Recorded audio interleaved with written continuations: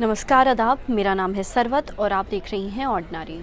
दिल्ली में एक इलाका पड़ता है जिसका नाम है शकरपुर। यहाँ पे मुन्नी रहती है। मुन्नी इस बच्ची का असली नाम नहीं है। हमने इस वीडियो के लिए और उसकी आइडेंटिटी छुपाने के लिए उसका नाम बदला है।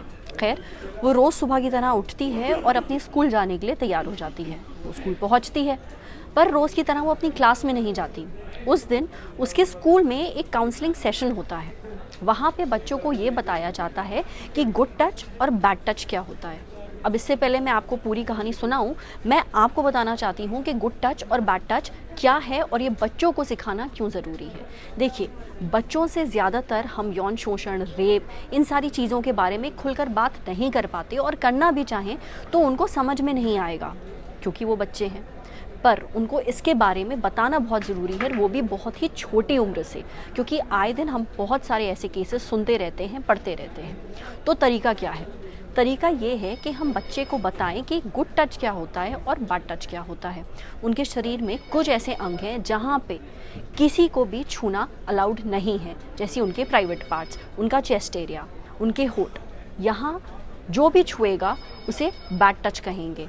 गुड टच हो गया हाथ पकड़ना या सर पे हाथ रखना, ये सारी चीज़ें।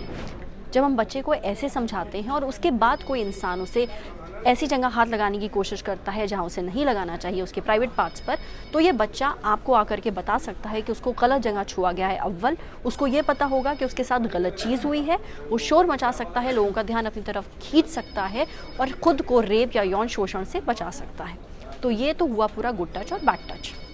यही सारी चीज़ मुन्नी को स्कूल में सिखाई गई। जब उसने ये सब कुछ सुना तो पता है क्या हुआ?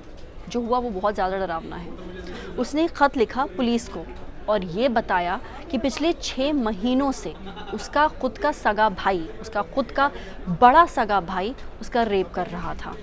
जब पुलिस को ये चिट्ठी मिली और उन्हें वो चिट्ठी पढ़ी तो उनको समझ में आया कि पूरा माजरा क्या है। मुन्नी के भाई की उम्र 19 साल है।